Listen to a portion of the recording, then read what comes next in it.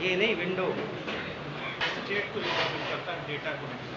One architecture हम लोग पढ़ते हैं, मॉडल वन आर्किटेक्चर में हम लोग JSP यूज़ करते हैं और मॉडल की जगह पे हम लोग मैंने आपको बताया डिज़ाइन पैटर्न में जो मॉडल है, कुछ फ्रेमवर्क मॉडल को डेटा मानते हैं, टू मॉडल को स्टेट मानता है। स्टेट का मतलब वो ये कहता है केवल डेटा अपने आप में यूजलेस है, केवल लॉजिक भी अपने आप में यूजलेस है। दोनों चीज़ को अगर एक साथ मिला दिया जाए तो कुछ मीनिंग बनता है। हम मॉडल कंपोनेंट उस डेटा, और अब मॉडल 1 में क्या होता था, मॉडल 2 में क्या होता था, उससे इसका कोई लेना देना नहीं है। स्टड्स 1 में अगर मैं बात करूं तो मॉडल का मतलब डेटा ही माना गया है, तो उसे कोई लेना देना नहीं है इसका, बिना मतलब दो चीज़ों को जो आपस में रिलेटेड नहीं है। कल मैंने बेसिक आपको बता दिया था, आर्किटेक्चर एक डायग्राम के थ्रू एक्सप्लेन कर दिया था। अब वो सारी चीज़ प्रैक्टिकली एग्जीक्यूट करके देखते हैं एक एप्लीकेशन के through. Steps required a web application using struts to create a web project, add jar files of struts to it। Struts Apache software foundation का फ्रेमवर्क है, उसे अगर आप अपने प्रोजेक्ट में यूज़ करना चाहते हैं तो उसकी जार फाइल आपको अपने प्रोजेक्ट में ऐड करनी होगी।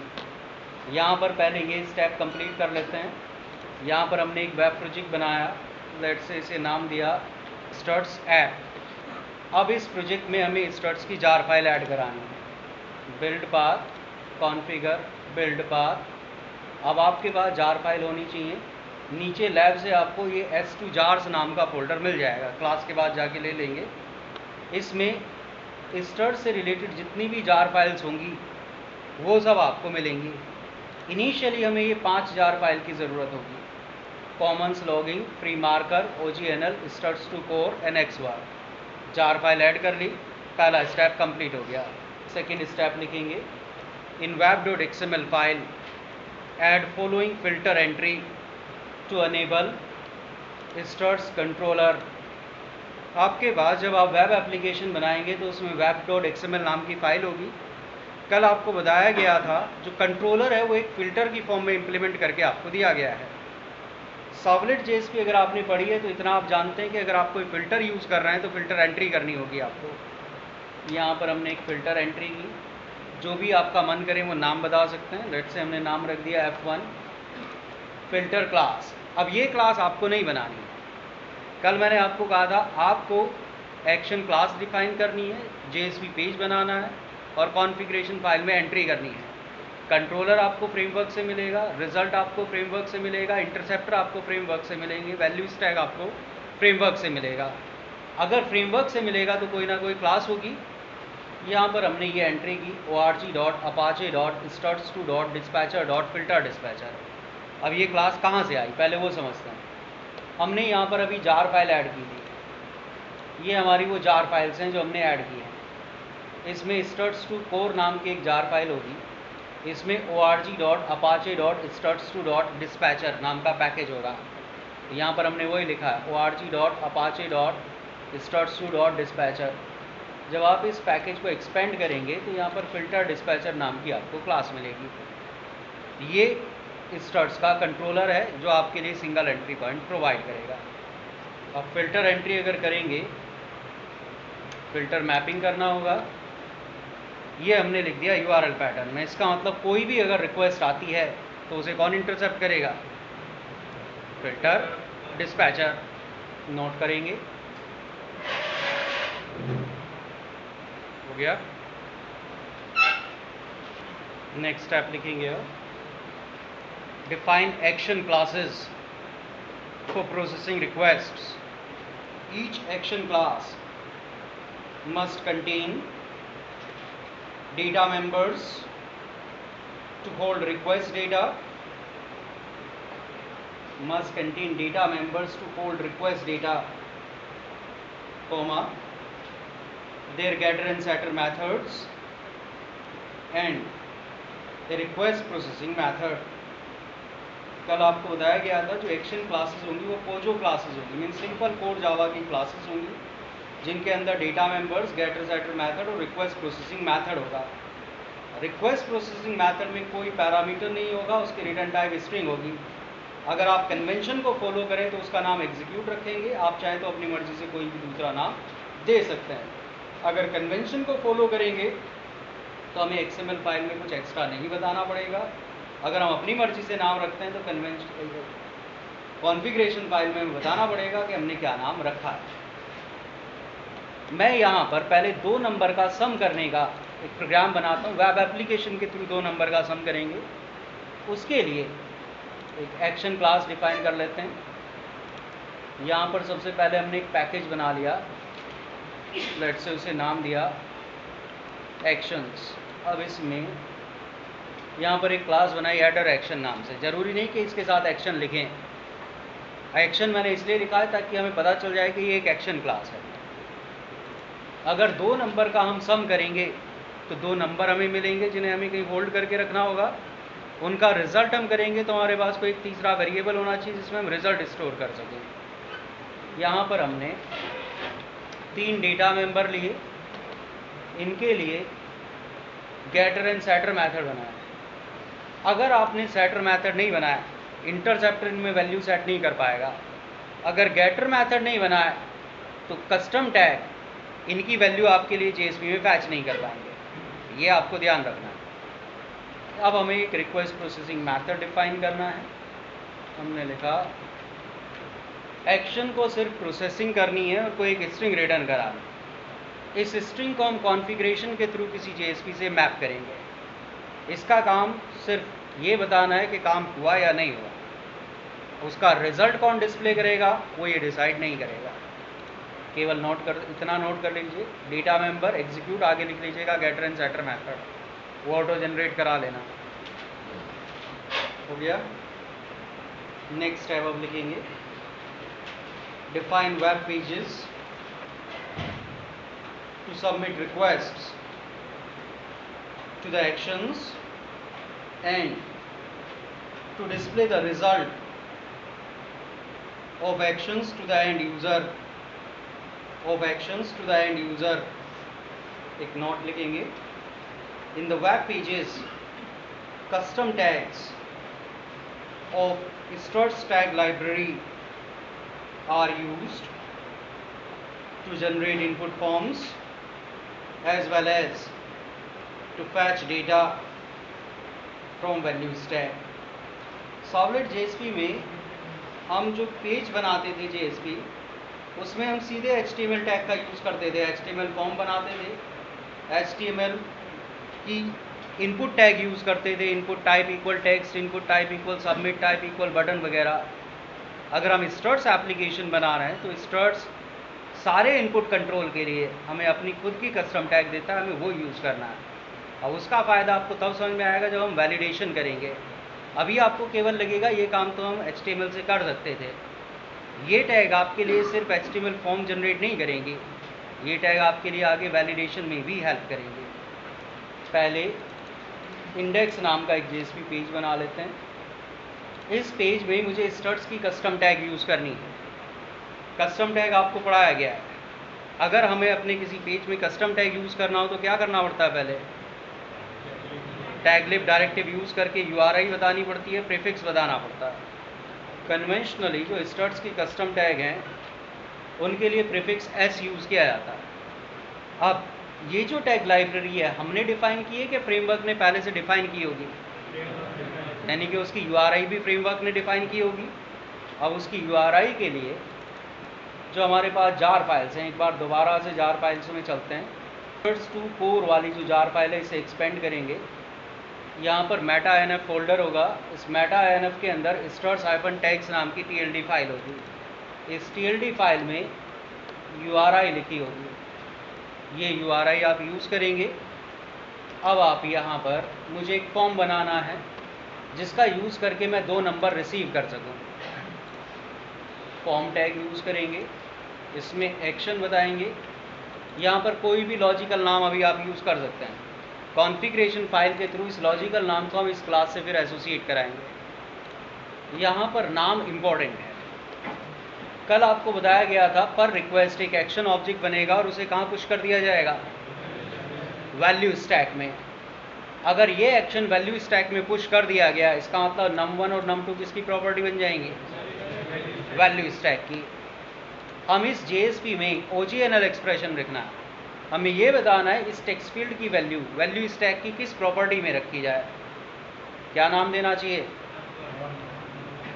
इसका मतलब है ये वैल्यू num1 प्रॉपर्टी में जाके सेट होगी, ये num2 प्रॉपर्टी में सेट होगी। ये हमारा JSP पेज बना, कहीं भी हमने HTML यूज़ नहीं किया।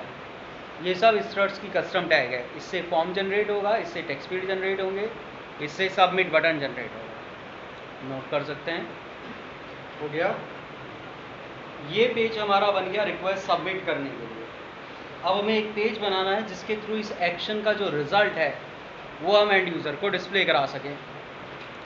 यहाँ पर हमने रिजल्ट नाम का एक JSP पेज बनाया। अब हमें सम डिस्प्ले कराना है। सम हमारे पास इस डेटा मेंबर में होगा। ये डेटा मेंबर कहाँ होगा? वैल्यू स्टैक में, क्योंकि एक्शन वैल्यू स्टैक में पुश किया जा चुका होगा। वैल्यू स्टैक से JSP में डेटा फैच करने के लिए कल कोई कस्टम टैग बताई गई थी आपको,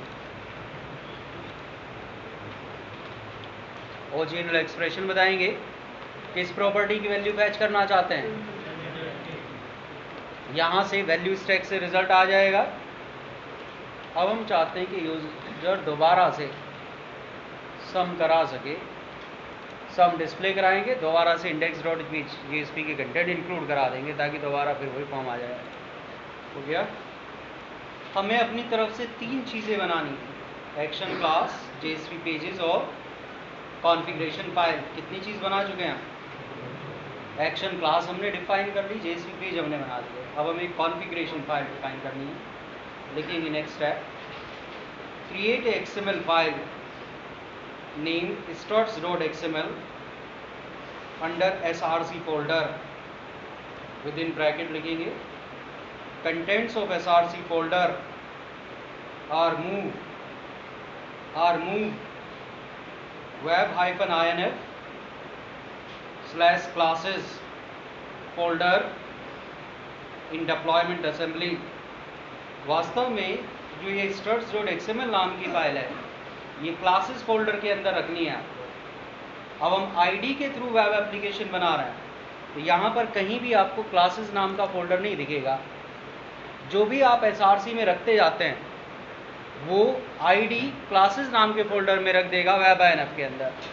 हमें SRC के अंदर बनाना है, लेकिन कभी अगर हम बिना आईडी के बनाएं तो याद रखना है फिर कहाँ जाना चाहिए, वो क्लासेस के अंदर। इसलिए वो चीज़ लिखाई गई है SRC के अंदर। यहाँ पर हमने एक नॉर्मल सिंपल फाइल बनाई, नाम दिया इसे struts.xml।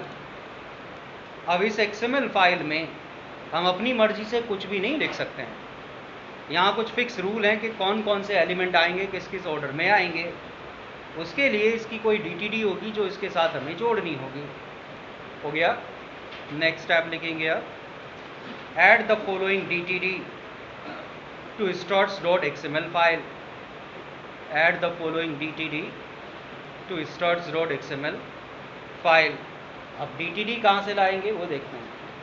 दोबारा से एक बार फिर लाइब्रेरी में चलेंगे, जो जार फाइल हमने ऐड की है struts2 कोर जार फाइल को एक बार एक्सपेंड करेंगे। यहाँ struts2 DTD नाम की एक फाइल दिखेगी आपको सबसे लास्ट में, इसे ओपन करेंगे। इसके अंदर ये इसकी DTD डिफाइन की गई है। अब इसे यूज़ करने के लिए क्या लिखना है वो यहाँ कमेंट बना के दिया गया है। यहाँ लिखा हुआ है struts configuration DTD use the following doctype. ये चीज़ कॉपी करेंगे, यहाँ पर पेस्ट कर लेंगे, ये आपकी DTD जुड़ गई। बात समझ आ रही है? कंटिन्यूएशन में लिखेंगे पहले, DTD of struts.xml file is provided in a text file named struts-2.0 struts-2.0.dtd. This file is part of struts2-core jar file। आपको ये याद नहीं रखना है, इसे लिखने की भी कहीं ज़रूरत नहीं है। ये चीज़ आप struts2-dtd फाइल से कॉपी करके यहाँ पर पेस्ट कर सकते हैं। अगर आपको XML की थोड़ी बहुत जानकारी हो, DTD आपने पढ़ी हो, तो आपको पता चल जाएगा डॉक टाइप के बाद रूट एलिमेंट आता है। तो यहाँ से अब हम पे पता चलेगा कि इस XML फाइल में हमें क्या लिखना है। सबसे पहले स्टार्ट से ये शुरू होगा, स्टार्ट्स पे खत्म होगा। अगर मैं इसकी DTD फाइल देखूं तो ये आगे की बात बता देगा आपको। स्टार्ट्स के अंदर या तो पैकेज आएगा, या फिर इंक्लूड आएगा, या फिर बीन आएगा, या फिर कांस्टेंट आएगा। स्टार का मतलब है 0 और मोर टाइम आ सकते हैं। हमें इसमें से पैकेज की अभी ज़रूरत है, बाकी की हमें ज़रूरत नहीं है। इस पैकेज को कोई नाम देंगे। अब ये कॉन्फ़िगरेशन पैकेज है, इसका आपके जावा वाले पैकेज से कोई मतलब नहीं है। मैंने इसका नाम रख दिया कॉन्फ़िग पैक। लिखेंगे पहले आगे। अभी in starts.xml file add starts root element and package sub element. अब ये पैकेज का क्या रोल है, फुल स्टॉप के बाद नेक्स्ट लाइन से लिखेंगे। starts to support modular configuration. modular configuration. A package element represents the configuration of a module. The advantage of modular configuration is the reusability of configuration information. A configuration package may inherit the configuration of another package. Struts2 framework provides a predefined configuration package. Struts2 framework provides a predefined configuration package by the name struts-default. This package contains configuration of all the predefined results, interceptors and interceptor stacks. तो stop के बाद देखेंगे। This package is defined in a file named struts-default.xml. struts-default.xml. This file is part of struts2-core jar file. कल मैंने एक diagram के through बताया था कि एक रिक्वेस्ट की प्रोसेसिंग में एक्शन के साथ साथ हमें कुछ इंटरसेप्टर्स की ज़रूरत पड़ेगी। उसके बाद JSP को इन्वोक कराने के लिए किसी रिज़ल्ट की ज़रूरत पड़ेगी। अब ना तो इंटरसेप्टर हमें डिफ़ाइन करने, ना ही रिज़ल्ट हमें डिफ़ाइन करना है। वो सब कौन देगा हमें? फ्रेमवर्क। तो उनकी भी कहीं कॉन्फ़िगरेशन होनी चाहिए। अगर फ्रेमवर्क ने आपको इंटरसेप्टर और रिज़ल्ट दिए तो उनकी कॉन्फ़िगरेशन भी फ्रेमवर्क ही आपको अवेलेबल कराएगा। तो जैसे हम यहाँ पर एक XML फाइल डिफ़ाइन करके उसमें एक पैकेज डिफ़ाइन कर रहे हैं, उसी तरह से यहाँ पर देखिएगा struts-default नाम की एक XML फाइल है। इस XML फाइल के अंदर यहाँ पर एक पैकेज डिफ़ाइन किया गया जिसका नाम है struts-default। इस पैकेज का एब्स्ट्रैक्ट एट्रीब्यूट ट्रू किया गया है।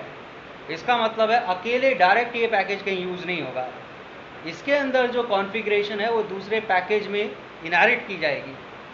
यहाँ पर इतने सारे रिज़ल्ट आपके लिए डिफ़ाइन किए गए हैं।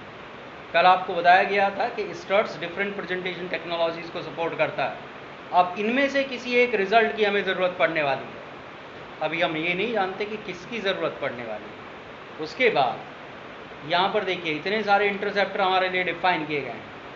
इनमें से एक या एक से ज़्यादा इंटरसेप्टर की हमें ज़रूरत पड़ने वाली है। किसकी पड़ने वाली है वो अभी नहीं पता है। अलग अलग काम के लिए यहाँ पर इंटरसेप्टर्स के कॉम्बिनेशन बना के स्टैक बना के रखे गए हैं। अब इनमें से कौन सा स्टैक हमारे काम आएगा वो अभी हमें नहीं पता है, लेकिन हम कोई एप्लीकेशन बनाना चाहते हैं। इतना हम जानते हैं कि इनमें से किसी ना किसी की ज़रूरत हमें पड़ेगी। क्या सॉल्यूशन हो सकता है? अब से हजारों साल पहले हनुमान जी हमें एक रास्ता दिखा के गए थे। अगर हम इंस्पिरेशन ले तो उन्हें संजीवनी बूटी लेने भेजा गया था। जब वो पहाड़ पे गए तो उन्हें समझ नहीं आया कौन सी बूटी है। उन्हें ये पता था इनमें से कोई एक है, कौन सी है ये नहीं पता था। क्या किया उन्होंने? पूरा पहाड़ उठा लिया। तो वही स्थिति हमारी है। यहाँ पर बहुत सारे इंटरसेप्टर हैं, इनमें से कोई एक हमारे काम आने वाला है। बहुत सारे रिजल्ट हैं, कोई एक हमारे काम आने वाला है। एक तरीका तो ये है कि पहले हम सारी चीज़ सीखें कि कौन सा काम आने वाला है तब यूज़ करें। दूसरा तरीका क्या है? पहले सबको ले लो, बाद में सीखते रहेंगे कौन सा काम आएगा, तब हटा लेंगे अलग अलग। बात समझ आ रही है? पहले सबको लेके काम करते हैं, फिर डिटेल में सीखेंगे कि इनमें से कौन सा इंटरसेप्टर क्या काम करता है, कौन सा रिजल्ट क्या काम करता है। ये सारी चीज़ लेने के लिए आपको सिर्फ इतना करना है, एक्सटेंड्स स्टार्ट्स हाइफन डिफ़ॉल्ट। ऐसा करने का मतलब है आप ये कह रहे हैं कि यहाँ जो भी कॉन्फ़िगरेशन है वो मेरे मॉड्यूल में अवेलेबल हो जाए, यानी कि वहाँ जो भी इंटरसेप्टर हैं उन्हें मैं अपने प्रोजेक्ट में यूज़ कर पाऊँ, वहाँ जितने रिजल्ट हैं उन्हें मैं अपने प्रोजेक्ट में यूज़ कर पाऊँ। बात समझ आ रही है? इस लाइन से लिखेंगे पहले ये बात, to inherit the configuration of struts hyphen default package in a user defined package extends attribute of package element is used, attribute of package element is used। यहाँ पर हमने extend attribute लिख के ये बताया कि ये इस पैकेज की कॉन्फ़िगरेशन हम extend कर रहे हैं। अब हमें यहाँ पर अपनी एक्शन की कॉन्फ़िगरेशन देनी है, जितने एक्शन होंगे उतनी बार एक्शन टैग आएगी। इस एक्शन में सबसे पहले आप एक्शन का नाम बताएंगे जो आपने रिक्वेस्ट सेंड करने के लिए यूज़ किया था, फिर आप क्लास का नाम बताएंगे, fully qualified name means package के नाम के साथ। पैकेज का नाम था हमारा एक्शंस। इससे फ्रेमवर्क को पता चलेगा कि अगर एडर नाम से रिक्वेस्ट आती है तो इस क्लास का ऑब्जेक्ट बनाना है और उसके ऊपर एग्जीक्यूट मेथड कॉल करना है। अगर मेथड का नाम हम एग्जीक्यूट ना रखें, मान लीजिए हमने कुछ और नाम रखा होता, फिर हम यहाँ पर लिखते मेथड इक्वल मेथड का नाम।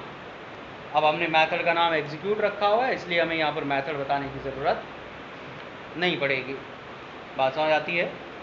उसके बाद इस एक्शन से जितनी स्ट्रिंग आप रिटर्न कर रहे हैं, अब यहाँ मैंने बहुत सिंपल एक्शन बनाया, इससे केवल एक स्ट्रिंग रिटर्न कर रहे हैं। ज़रूरी नहीं कि हर एक्शन केवल एक ही स्ट्रिंग रिटर्न करे। मान लीजिए मैंने लॉगिन के लिए कोई एक्शन बनाया है, उसमें जो वैल्यू आपने दी है वो वैलिड हो सकती हैं। अगर वो डेटाबेस में मिल गई तो हम सक्सेस रिटर्न कराएंगे, नहीं मिली तो फेलियर रिटर्न कराएंगे। अगर उनका फॉर्मेट ही सही नहीं है तो हम इनवैलिड रिटर्न करा सकते हैं।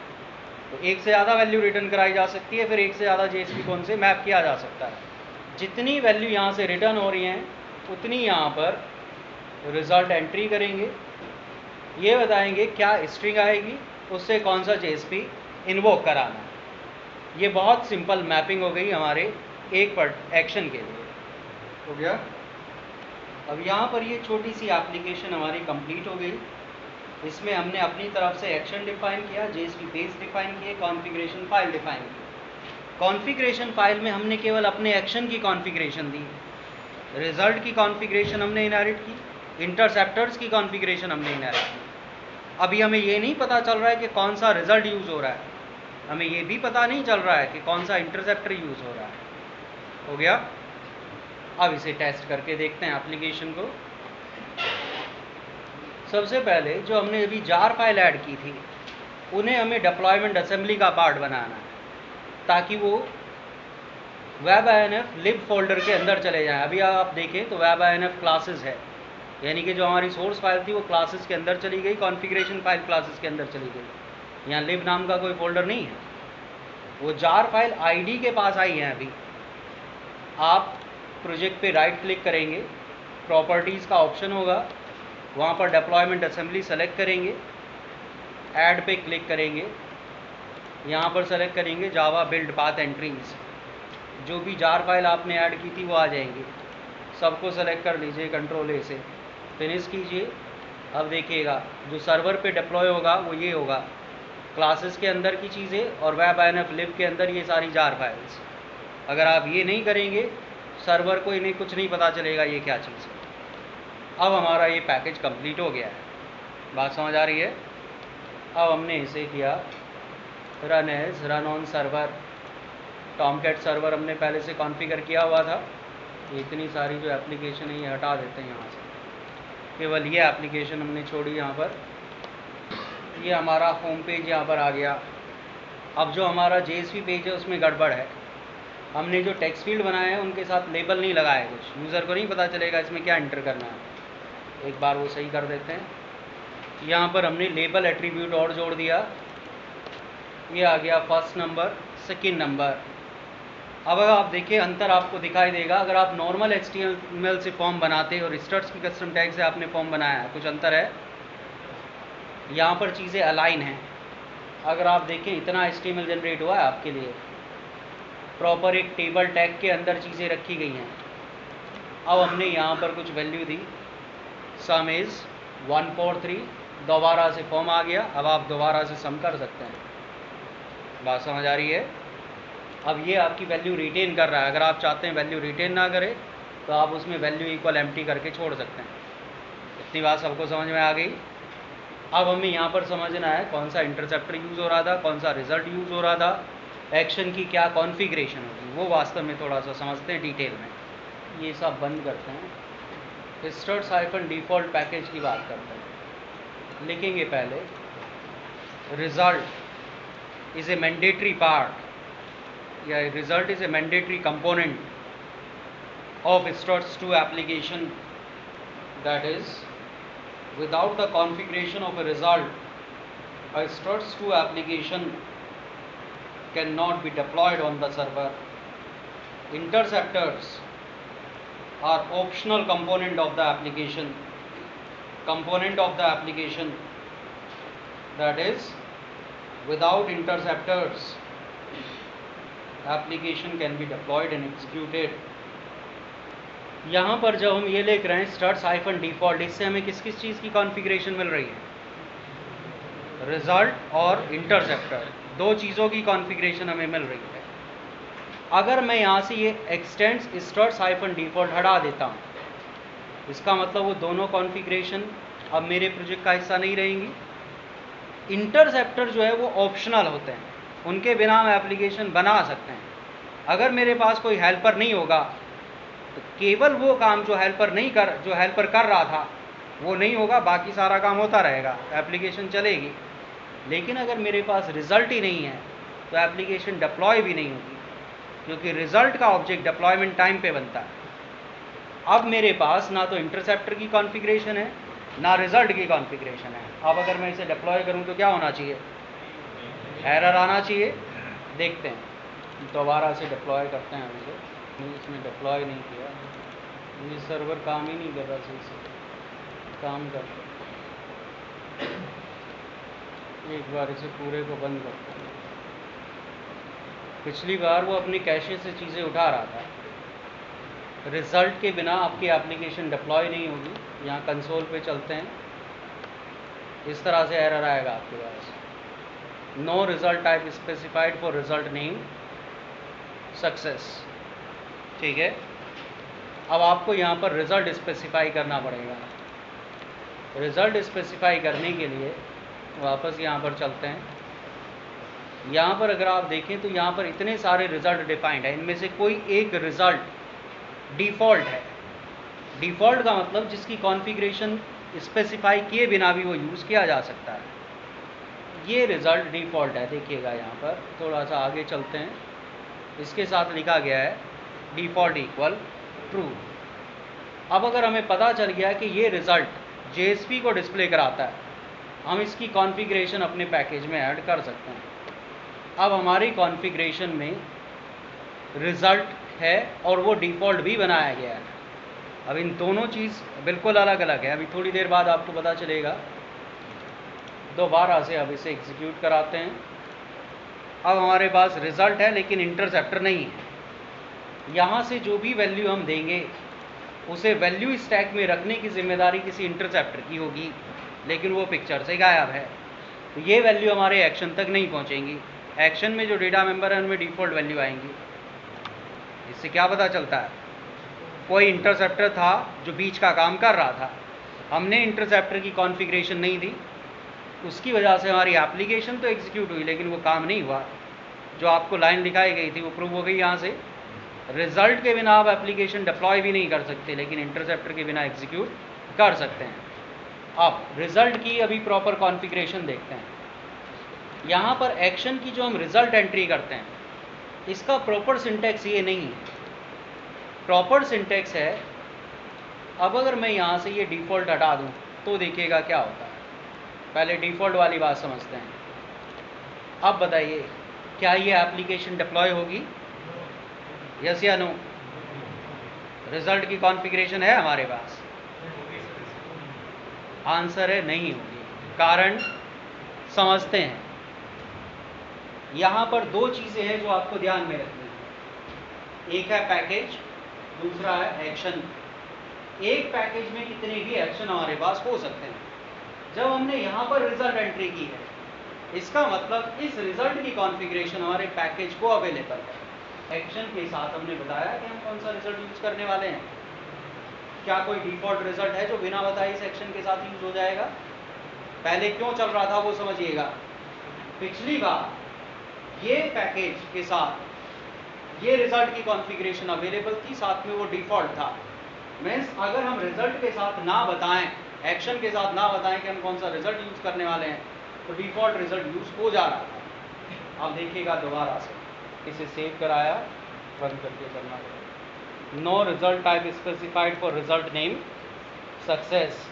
अब रिजल्ट की कॉन्फ़िगरेशन है हमारे पास।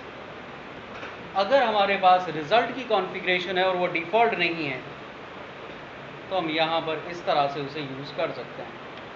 इसका मतलब है सक्सेस आने पे डिस्पैचर रिजल्ट से result.jsp हम डिस्प्ले करवाएंगे। पिछली बार ये डिफ़ॉल्ट था, तो भी इसका मतलब यही था। सक्सेस आने पे डिफ़ॉल्ट रिजल्ट से result.jsp हम डिस्प्ले करवाएंगे। अब देखते हैं, सर्वर की कैशिंग की समस्या है, वो कैशिंग कर लेता है बार बार। कुछ भी दें रिजल्ट 0 ही आएगा, क्योंकि अब हमारे पास इंटरसेप्टर नहीं है। यहाँ से आपको ये पता चल गया कि डिस्पैचर नाम का जो रिज़ल्ट है वो JSP को डिस्प्ले कराता है। उसकी कॉन्फ़िगरेशन हम दो तरीके से दे सकते हैं, या तो हम उस रिज़ल्ट को डिफ़ॉल्ट बना सकते हैं या फिर एक्सप्लिसिटली स्पेसिफाई कर सकते हैं। ये बात समझ में आती है? अब देखते हैं कौन सा इंटरसेप्टर था जो हमारे काम आ रहा था। यहाँ पर जब आप इंटरसेप्टर्स पे चलेंगे, यहाँ पर एक परम्स नाम का इंटरसेप्टर आपको दिखाई देगा। इस इंटरसेप्टर की जिम्मेदारी है रिक्वेस्ट पैरामीटर्स को वैल्यू स्टैक में रखने की। अब अगर हम इसकी कॉन्फ़िगरेशन अपने पैकेज में जोड़ लें और फिर उसे अपने एक्शन से एसोसिएट कर लें, तो हमारे एक्शन के साथ ये यूज़ होने लगेगा। दो काम करने होंगे, पहले इसकी कॉन्फ़िगरेशन हमारे पैकेज में शामिल होनी चाहिए, दूसरा या तो ये डिफ़ॉल्ट होना चाहिए या फिर एक्सप्लिसिटली से हमें अपने एक्शन के साथ जोड़ना पड़ेगा। बात समझ आ रही है? अब इसके लिए पहले इंटरसेप्टर्स टैग ली हमने। struts.xml में एक ऑर्डर होता है, पहले रिजल्ट आएंगे, बाद में इंटरसेप्टर्स आएंगे, उसके बाद एक्शन आएगा। अब आपको देखना है क्या इस इंटरसेप्टर के साथ डिफ़ॉल्ट जैसी चीज़ लगी हुई है। जिस तरह से रिजल्ट को डिफ़ॉल्ट बनाया जा सकता है, उसी तरह से इंटरसेप्टर को डिफ़ॉल्ट नहीं बनाया जा सकता। इंटरसेप्टर को डिफ़ॉल्ट बनाने का तरीका अलग होता है। अब ये जो इंटरसेप्टर की कॉन्फ़िगरेशन है, ये किसके साथ एसोसिएटेड है? अभी पैकेज के साथ। मीन्स इस पैकेज में जितने भी एक्शन मैं डिफाइन करूंगा, वो सारे एक्शन इसे यूज़ कर सकते हैं। क्या ये एक्शन इस इंटरसेप्टर को यूज़ कर रहा है? अभी नहीं कर रहा है। अगर हमें इसे यूज़ कराना हो तो हमें यहाँ पर अब लिखना पड़ेगा, अब ये इंटरसेप्टर हमारे पैकेज से एसोसिएटेड है, साथ में हमने उसे एक्शन में रेफर किया हुआ है। समझ आ गया? क्या पता चलता है इससे? परम्स इंटरसेप्टर रिक्वेस्ट पैरामीटर को वैल्यू स्टैक में सेव कर रहा था और डिस्पैचर रिजल्ट आपके JSP पेज को डिस्प्ले करा रहा था। ये कॉन्फ़िगरेशन पहले नोट कर सकते हैं, फिर इसमें चेंज करेंगे। अब की बार हमने एक्सटेंड नहीं लिखा हुआ। ये कॉन्फ़िगरेशन तब है जब ना तो रिजल्ट डिफ़ॉल्ट है ना इंटरसेप्टर डिफ़ॉल्ट।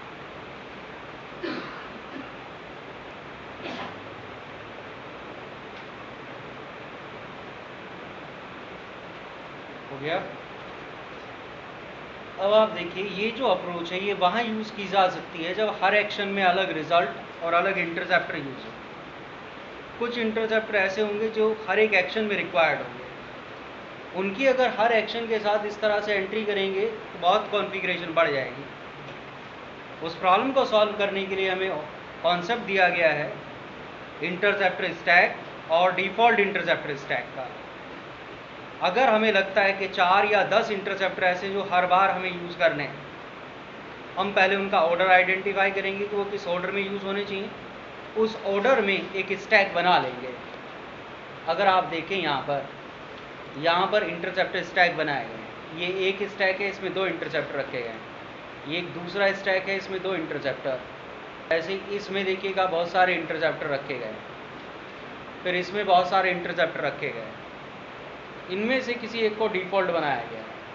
डिफ़ॉल्ट बनाने के लिए ये एंट्री करनी होती है।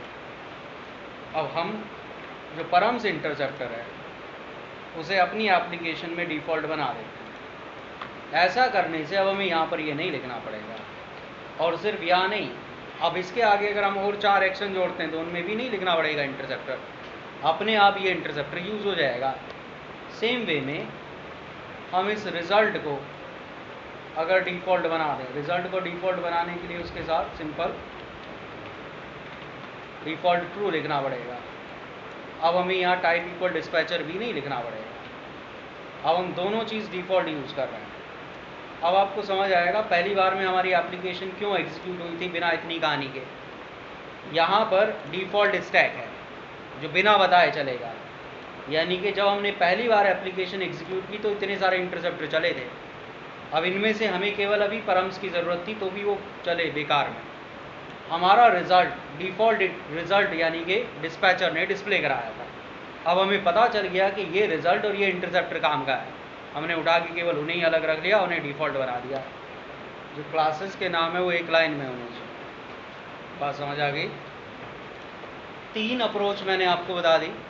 पहली अप्रोच में हमने बिना ये जाने कि कौन सा इंटरसेप्टर कौन सा रिज़ल्ट यूज़ होगा सबको यूज़ कर लिया था।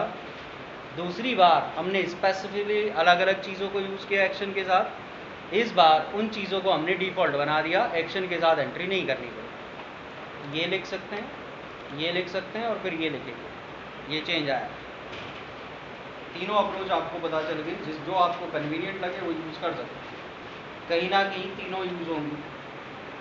ये हमने नाम दिया है अपने पैकेज को, इसमें जो कॉन्फ़िगरेशन रखी है, अब जैसे मैंने यहाँ पर पहले लिख लिया था एक्सटेंड्स स्टार्स डिफ़ॉल्ट, ऐसे ही कल को अगर मैं चाहूँ तो अपना एक और पैकेज बना के उसमें ये कॉन्फ़िगरेशन इनहेरिट कर सकता हूँ, तब इस नाम की वैल्यू समझ में आएगी। आप अपना नाम लिख लीजिए या कोई नाम जो आपको ज़्यादा पसंद हो वो लिख लीजिए। रिज़ल्ट को डिफ़ॉल्ट बनाया गया है, इंटरसेप्टर को डिफ़ॉल्ट बनाया गया है, एक्शन से वो एंट्री हटा दी, ये चेंज हुआ। रिज़ल्ट के साथ ये जुड़ गया डिफ़ॉल्ट, इस इंटरसेप्टर के लिए एक एंट्री जुड़ गई, यहाँ से इंटरसेप्टर रेफरेंस हट गया, यहाँ से टाइप हट गया। डॉट एक्शन कर देना था बात है। अभी भी डॉट एक्शन से हो रहा है, ये अपने आप छोड़ेगा, हम कस्टम टैग यूज़ कर रहे हैं। आपने अगर ब्राउज़र में जाके देखा हो जो रिक्वेस्ट आ रही है वो किस नाम से आ रही है, एडर डॉट एक्शन। आपने कहीं लिखा एडर डॉट एक्शन? जो हम कस्टम टैग यूज़ कर रहे हैं वो अपने आप सारी चीज़ों को सही कर रही है। किसने कहा प्रीडिफाइंड है? वहाँ हमने सक्सेस रिटर्न करी, यहाँ सक्सेस लिख लिया। आप अपना नाम रिटर्न करके अपना नाम लिख लो, मैप ही तो कराना है, बाकी में टाइप लिख लो। पहले 200 में लिखना पड़ता, अब 100 में लिखना पड़ेगा, काम आसान हो गया। 2 डिफ़ॉल्ट कैसे हो सकते हैं? रिजल्ट का स्टैक नहीं बनता, इंटरसेप्टर का स्टैक बनता है। हो गया? बेसिक कुछ समझ में आया? यहाँ से आपको कल जो टर्म्स बताई गई थी, अब आपको दिखा एक्शन क्लास क्या है, आपको दिखा जेएसपी हम कैसे बनाएंगे, start.xml में इंटरसेप्टर क्या है हमने नहीं बनाया, लेकिन पता चला परम्स नाम का कोई इंटरसेप्टर है। हमने रिजल्ट डिफाइन नहीं किया, लेकिन पता चला डिस्पैचर नाम का कोई रिजल्ट है।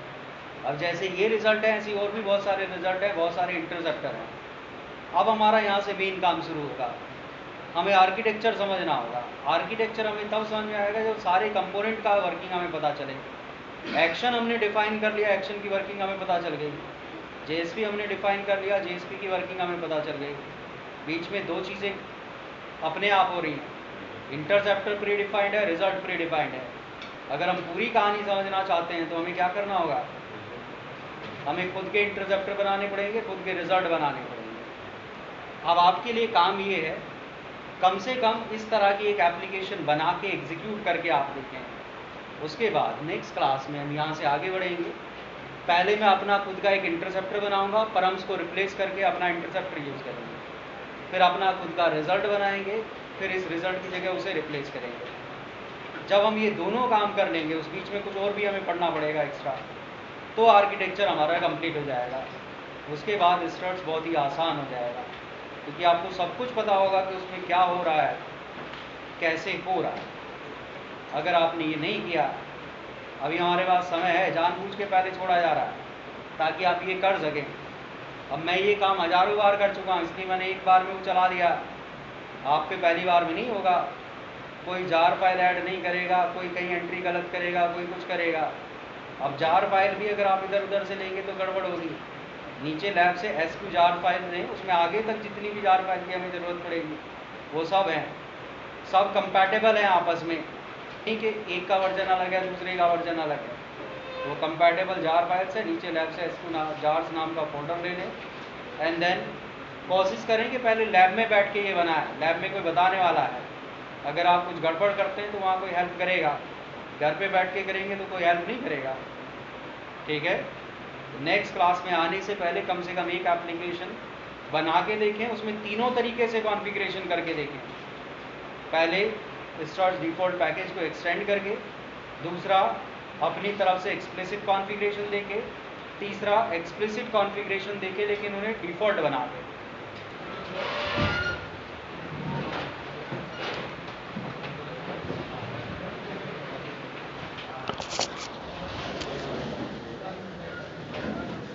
सही है आप वॉइस रिकॉर्ड रहे नहीं, ये वो है iPod।